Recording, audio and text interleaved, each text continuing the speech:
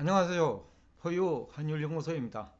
이번 시간에는 미국 경제 침체 시기는 언제쯤일까? 라는 주제를 가지고 나왔습니다. 지금 시장에선 경제 전문가들이 경기 침체는 기정사실화 하는데 그 시기를 놓고는 설왕설래 하는 것 같아요. 혹자들은 지난 1분기와 2분기에 마이너스 성장을 했으니까 그걸 보면 이미 침체에 들어간 거 아니냐라고 주장하시는 분도 있고, 또 미국 연준도 재무부도 또 셰일러 교수라고 그분도 상당히 알려진 교수로서 노벨 경제학상을 수상하신 분인데, 그 용어를 들어가지고 경기 침체로 보기 힘들다라고 얘기했고, 그러니까 미국 재무부 의견과 동일하죠. 그런데 이제 지난 1분기, 2분기 마이너스 성장을 어떻게 볼 것이냐라는 것은 중요할 것 같아요. 금리를 인상했기 때문일까? 혹자들은 금리 인상에서 원인을 찾는 사람도 있을 건데, 금리가 원래 3월부터 인상을 했잖아요. 그죠? 미국은. 그런데 그 시장금리는 그 앞에서 일찍이 상승을 했고요. 그런데 이제 연준이 기준금리를 인상한 것은 원래 3월부터인데, 그리고 8월까지 상당히 공격적으로 기준금리 인상을 했음에도 불구하고 8월까지 2.5%였죠.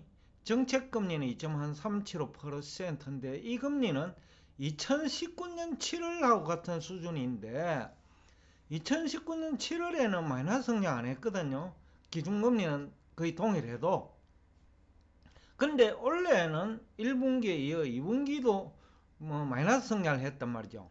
그리고 포유 환율 연구소가 연초에 미국 경제 성장률이 1분기와 2분기에 둔화될 거라고 하면서 미국 주식 매도 의견을 사실상 낸 것이기도 하고요. 근데 과거와 어떤 점이 다르냐라는 거죠. 근데 과거에는 아까 주식 거품 정도가 이래 심하지는 않았어요. 증권시장. 그래서 이제 주식 거품 정도가 심했기 때문에 그 거품이 1분기부터 2월까지 무너지면서 그 소비가 이제 급격히 둔화된 거죠.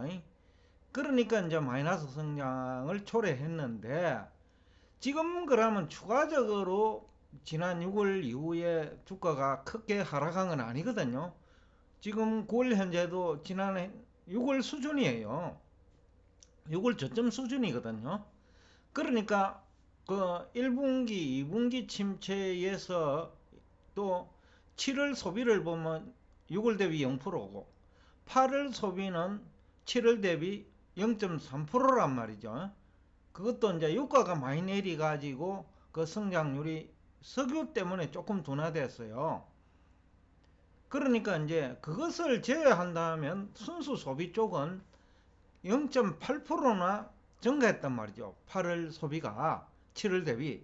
그거를 놓고 보면 한 달 기준으로 앞에서 얘기를 들었습니다만은 엄청난 소비 증가예요. 그렇다면 이제 3분기는 플러스 성장이 이제 확실시 된다는 거죠. 3분기라고 하면 7월, 8월, 9월인데 9월도 주가가 오르다가 9월 한 15일부터인가 꺾이기 시작했단 말이죠. 그러니까 9월도 15일간은 괜찮다는 거죠. 소비가. 8월 소비 증가가 이어진다는 거죠. 그러니까 이제 7, 8, 9월로 놓고 보면 플러스 성장은 확실히 돼요. 거기다가 재정 지출 규모가 과거와 달리 좀 늘었어요. 원래는 선거도 있고 그 다음에 바이든 정부 들어와 가지고 그 미국 경제를 살리기 위해서 그 재정 지출 규모를 늘렸잖아요. 그러니까 이제 최근에는 인플레 감축 법안까지 통과됐고, 그렇기 때문에 이제 정부 지출이 과거보다 많기 때문에 3분기는 플러스 성장이 거의 확실시 돼요. 그렇다면 3분기 성장률이 놓으면 포유환율연구소가 앞에서도 얘기를 했지만은 1, 2분기 마이너스 성장을 가지고 경기 침체가 이제 임박했다. 그리고 금리가 역전되었으니까 경기 침체가 임박했다라는 주장도 있거든요. 근데 이 금리 역전 현상도 장단기 금리 역전입니다. 이것도 과거와 좀 차이가 있어요. 과거에는 그 좀 시장 기능에 의해서 금리 역전 현상이 일어났는데 그 2022년 3월 이후에는 연준이 공격적으로 기준금리를 인상하면서 장단기 금리 역전이 일어났다라는 거죠. 그게 차이점이에요. 그러니까 인플레 때문인데 근데 물가가 상승하면 수혜기업이 있단 말이죠. 그리고 고용 증가율을 보면 또 실업률을 보면 경기 침체가 아니라는 얘기는 설득이 있거든요. 왜냐하면 고용 실업률이죠. 실업률은 4% 미만이니까 거의 완전 고용 수준이란 말이죠. 그런데 실업률을 어떻게 그러면 정해지나요? 기업의 실적에 따라서 그 실업률이 정해지거든요. 그런데 기업의 실적이 나쁘지 않다라는 거죠. 그러면 인플레 수혜 기업도 있는 거고, 그 다음에 2009년 이후에 다국적 기업이 많이 생겼으니까 캐나다나 멕시코에 가서 돈을 번 기업도 있다라는 거죠. 그러니까 미국 현지에서 고용이 되는 거죠. 돈을 벌었기 때문에. 그래서 이제 과거와 좀 차이점은 있다. 그래서 금리 역전 현상 이후에 경기 침체가 오는 시기도 과거에는 6개월에서 한 2년 이내에 왔고 2018년, 19년의 경우에는 1년 정도 지나가 왔거든요. 금리 역전 이후에. 그때도 기준금리를 인상했단 말이죠. 2019년 7월까지는 그랬는데 그런데 그러니까 이제 금리 역전 현상이 일어났는데 그때는 인플레이라 하는 게 없었다라는 거죠. 그러니까 인플레 혜택을 받은 기업이 없다라는 거죠. 일반적으로 인플레이가 되면 기업이 혜택을 보잖아요. 그런데 이제 금년에는 그것은 이제 고려해야 된다는 거죠. 인플레 수혜기업이 있고 또 멕시코나 그 캐나다 나가가 수혜를 입은 기업이 있고 그러다 보니까 이제 고용이 유지되는 거죠. 그 다음에 선거락하는 또 이벤트도 있고 그러니까 여러 가지 뭐 이유 때문에 고용이 뒷받침되는 뭐 경기 불황이라고 하죠. 1분기, 2분기 마이너스 성장은 그런 측면에서 과거와 차이점이 있다는 거죠. 그래서 3분기에 플러스로 성장이 반전되면 고용은 그대로 좋고 그러면 경기 침체 논쟁이 없어질 거란 말이죠. 그래서 이제 3분기 실적 성장률이 플러스로 반전된다는 건 이미 뭐 소비 증가율을 통해서 우리가 뭐 자신 있게 얘기할 수 있거든요.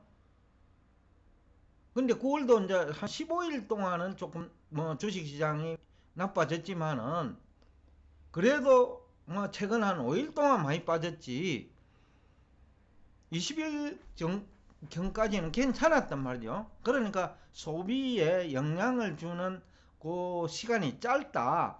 그래서 9월도 플러스 성장을 할 거다. 그러니까 우리가 이렇게 이제 한번 비교를 해볼 수 있겠죠. 2분기가 4, 5, 6월이잖아요. 3분기는 7, 8, 9, 9. 그러면 4월 대비 7월의 소비가 어떻고 그 다음에 5월 대비 8월의 소비가 어떻고 6월 대비 9월의 소비가 어떻냐라고 보면 거의 뭐 3분기 성장률은 2분기 대비입니다. 그 플러스 성장이 확실시 돼요. 그렇다면 재정 질주까지 과거와 달리 좀 많기 때문에 3분기, 4분기까지 그 경기 침체 논쟁은 없을 거다라는 얘기를 할 수 있을 것 같아요. 그러니까 경기 침체가 오고 또 금리 역전 현상도 과거와 다른 금리 역전 현상이라는 측면에서 또 다른 과거 차이점은 달러 인덱스 초강세지요. 이것은 무엇을 의미하느냐 하면 다른 나라 돈이 미국으로 들어온다는 거죠. 앞에서도 금리 역전 때문에 경기 침체가 온다는 얘기도 이 돈의 흐름하고 관계 있거든요. 그러니까 돈 흐름이 장기채 시장으로 갔다는 겁니다. 돈 투자할 데가 없어요. 지금도 그 비슷하기는 해요.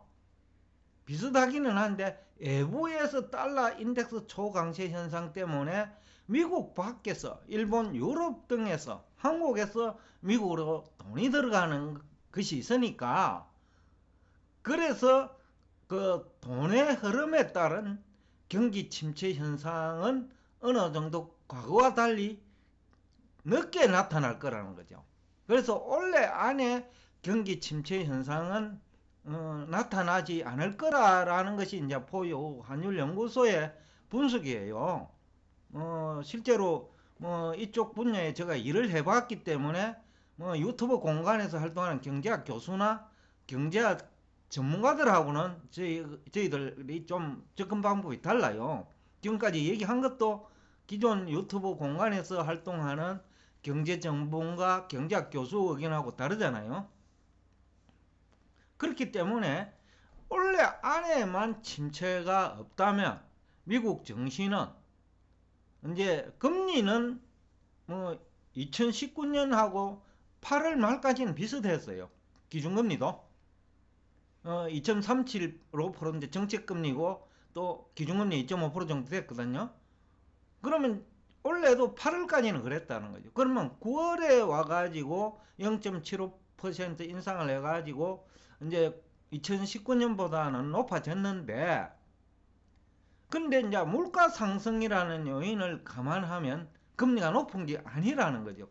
그렇게 과거에는 물가 상승 없이 금리가 2.375% 내지는 2.5%였다면 지금은 물가 상승률이 높은 상황에서, 즉 기업에 그 도움이 되는, 물론 이제 가게는 소비를 늘릴 수가 없겠지요. 그런데 통계를 보면 지난해 미국 정부가 가게에 돈을 많이 지원했단 말이죠. 그런 것도 이제 소비 여력으로 남아있다라는 거고, 또 주가가 빠지기는 많이 빠졌지만은 또 과거와 달리 또 어느 정도 회복, 빠지는 속도로 할까요? 빠지는 속도도 그렇게 빠르지는 않아요. 왜냐하면 중간에 또 회복도 한번 됐고, 두 번이나.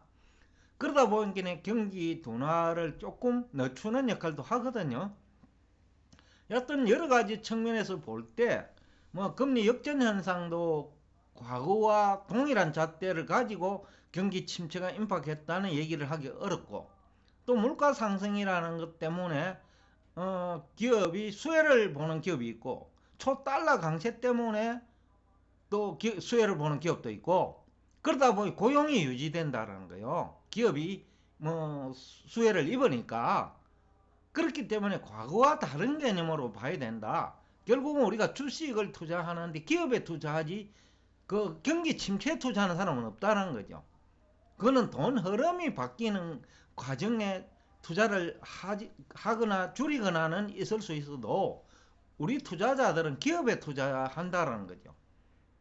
그렇다고 하면 기업의 이익이 받쳐준다면 또 3분기에 성장률이 플러스로 반전이 된다면 크게 과거와 달리 과거에 경험하지 못한 주가 대폭 큰 폭 하락은 아직까지는 얘기하기에 시기상조라는 것이 포유 환율연구소 생각이고, 그래서 포유 환율연구소가 8월 27일부터 지금까지 3분기 성장률이 좋으니까 주가는 성장률이 과시화될 시점이 되면 오를 거다 라는 얘기를 한 이유이기도 하죠. 그리고 지금 3분기는 사실상 끝났어요. 일주일밖에 안 남았죠. 그러면 지난 7월, 8월, 9월 놓고 보면 증시도 그렇게 나쁘지 않았다. 그리고 고용도 나쁘지 않다. 그리고 금리는 2018년, 19년 수준에 불과했다. 그렇기 때문에 경기 침체로 이어지는 데는 시간이 좀 필요하다. 6개월 이내는 오지 않는다라는, 또 금리 역전 현상도 과거와 다르기 때문에 6개월 이내는 올 것 같지 않다. 그러니까 너무 비관적으로 얘기하는 것도 오히려 보면 그것이 투자의 기회가 되지 않을까라는 얘기를 하면서 오늘 여러분과 대화를 여기서 끝내겠습니다.